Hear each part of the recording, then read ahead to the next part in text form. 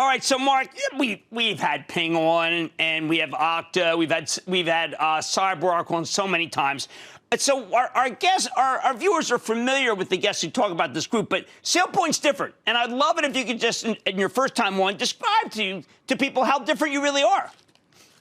Well, yeah, it's fairly straightforward, Jim. In some ways, we're sort of the brains behind the glass, if you will. Like a lot of the technologies are involved with people logging into systems or getting authenticated. These days, we use our phone for what they call multi-factor authentication.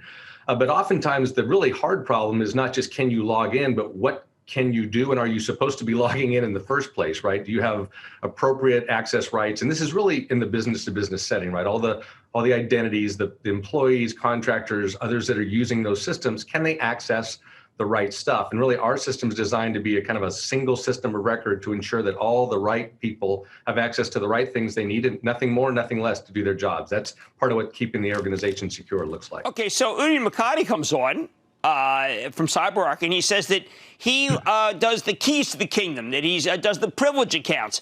What's the difference between privilege accounts and the accounts you're talking about? Great question, and Udi's a friend, as are Andre and Todd. We all know each other in this space. I know you do. It's good. And so, look, at the end of the day, that technology is very important and very critical for a kind of a subset class of users that are accessing really important systems like administering your database or logging into your core systems, but it's not every user. The thing that SailPoint's focused on is the comprehensiveness, of all the identities. Everybody that you care about. It used to be primarily employees 10, 20 years ago. It shifted to contractors, now business partners, supply chain, and one of the more recent interesting twists is robotic identities. What happens when a software program is mimicking a person? We got to keep an eye on. We got to govern that identity just like we do the people that are accessing systems. But I want to make it clear that you are not business to consumer. That would be, say, a Norton LifeLock. You are business to business, because a lot of people hear you and say, "Boy, I want that service," but that's not going to happen.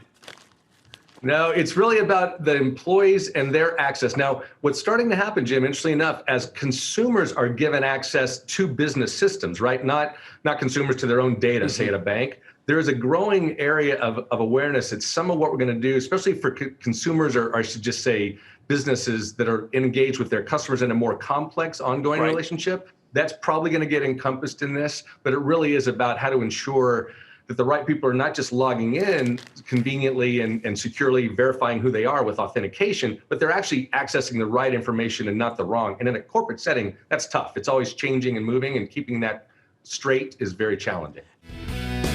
Don't miss a second of Mad Money. Follow @JimCramer on Twitter. Have a question? Tweet Kramer. #MadTweets. Send Jim an email to madmoney@cnbc.com or give us a call at 1-800-743-CNBC. Miss something? Head to madmoney.cnbc.com.